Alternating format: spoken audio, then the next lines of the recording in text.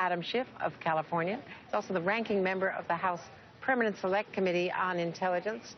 And thank you very much for being here. We're adjacent to your district. Yes, and this is beautiful. It's going to be hard to go back to Washington.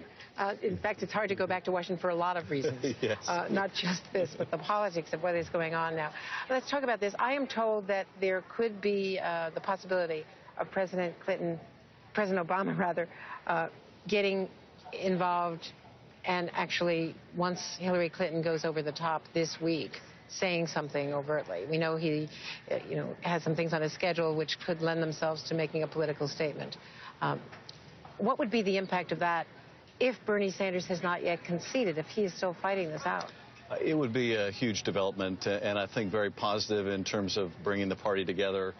He's in a unique position, having gone through a divisive primary 8 years ago, and to demonstrate how he and Secretary Clinton were able to forge this unlikely alliance, a very successful alliance. So I think he could play a really pivotal role in unifying the party. We should point out that tomorrow is June 7th. June 7th, 2008 was the day that Hillary Clinton conceded, went to the National Building Museum, said that there were 17.5 million cracks in the glass ceiling.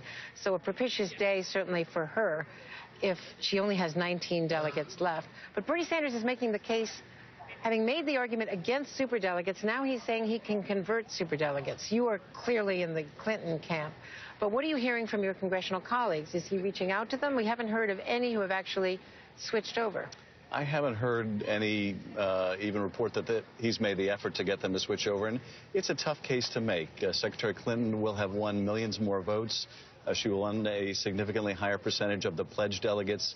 So it's hard to make the argument that the candidate that came in second in both those categories ought to trump the candidate that came in first. So I think it's a very tough case to make.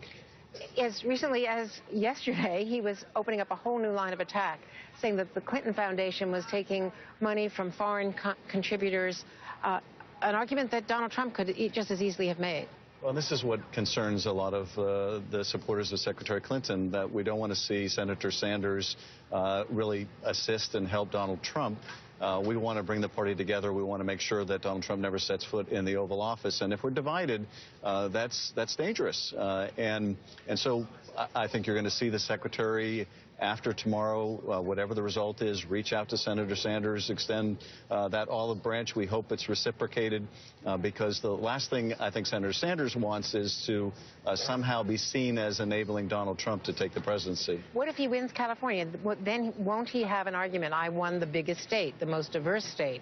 And why shouldn't he go on to Philadelphia and have a contested convention, as he said this weekend he will? Well, there's certainly a possibility that the candidates could split the major states, New Jersey and California, tomorrow. It's going to be a very close race, and a lot will depend on simply who shows up at the polls tomorrow.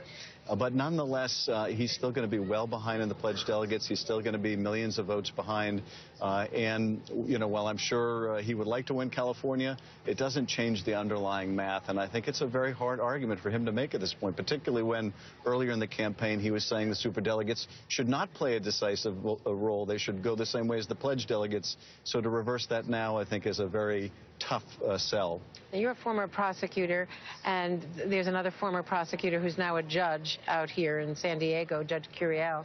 I have to ask you, as a lawyer and someone in the legislative branch, what do you think of the whole issue of separation of powers in what Donald Trump has done in suggesting his attitude towards this judge, towards any judge who might be a Muslim or other ethnicity, being able to rule impartially on a case? Well, it shows an appalling lack of understanding of the co-equal and independent nature of the judiciary, for one thing, but an even more appalling bigotry. It's just plain racism, as simple as that. To attack the man's heritage and ethnicity, ethnic origin, is just awful. And I think it demonstrates that he's not only unsuited for the presidency, he is really unfit to hold any office in the land. Adam Schiff, thank you very much, Congressman. Thanks.